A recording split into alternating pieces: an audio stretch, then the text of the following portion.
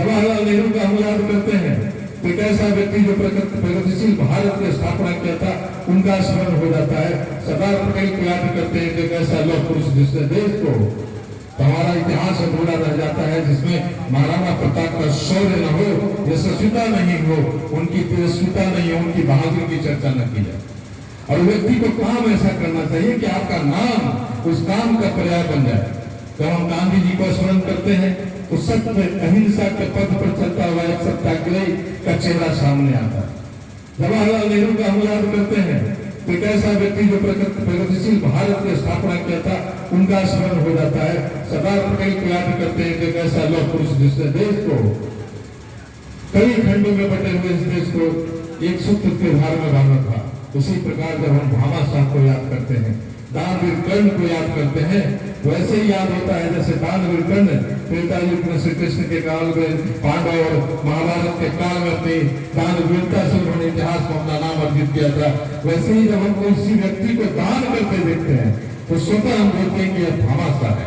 जबकि भामाशाह एक नाम था, लेकिन अपने काम से वह नाम एक व्यक्तित्व बन गया, एक विचार बन गया। काम ऐसा करना चाहिए। जब वीरता की बात करते हैं तो स्वतः हमारे मन में शिवाजी, स्वतः हमारे मन में महाराणा प्रताप, चंद्रशेखर आजाद जैसे, सुभाष चंद्र बोस जैसे विभूति याद आने लगते हैं। तो हम उनको स्मरण करते हैं, उनसे प्रेरणा लेते हैं। और हम आप लोगों को स्पेशली प्रणाम करते हैं, संस्था के लोगों का। लोग कहते हैं कि वह इस देश की ताकत है। मैं कहता हूँ आपका अनुभव और आपके अंदर जो काम करने की चीज है, आप लोगों के अंदर जो सामाजिकता भरी है, हम युवाओं को प्रेरित करते हैं, हम आपसे ताकत करते हैं। आप सोचिए, कार्य करने की कोई उम्र नहीं होती। मैं मानता हूँ कि व्यक्ति अपनी सरकारी सेवाओं से रिटायर हो सकता है, सामाजिक जिम्मेवारियों से आप कभी रिटायर नहीं होते, बल्कि समय के साथ साथ, उम्र बढ़ने के साथ साथ आपकी जिम्मेवारियां बढ़ जाती है। पहले परिवार के कुछ लोगों की जिम्मेवारी होती थी, लेकिन जैसे जैसे आपका उम्र बढ़ता है, आपके अंदर पोते जिम्मेवारी बढ़ जाती है। हमारे गांव मोहल्ले के बच्चे गलत रास्ते पर न जाए, यह भी जिम्मेवारी आपकी हो जाती है। तो आप लोगों ने इस उम्र के इस पड़ाव पे जब व्यक्ति रिटायरमेंट लेने की सोचते हैं और आप सब इस तरह से संगठित होकर के एक संस्था को खड़ा रखने की जिद के साथ हम लोगों के बीच खड़े होते हैं, तो मन करता है कि आप लोग का चरण स्पर्श कर ही ले, आपसे प्रेरणा ले ही ले। और यही बात यहाँ पे आपने कहा कि इस जगह के विकास के लिए, तो मैं 1,01,000 रुपया इस संस्था को इस जगह के विकास के लिए देता हूँ। और इसके अतिरिक्त महाराणा प्रताप जी का तलवार आपको जहां से डरवा के मंगवाना है मंगवा लीजिए, पूरे तलवार की भी कीमत में।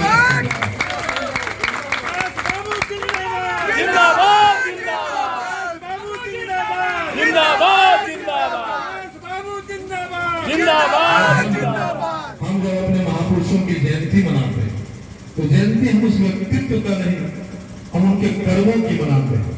तो हमारा कर्म ऐसा हो कि समाज को सुकून दे।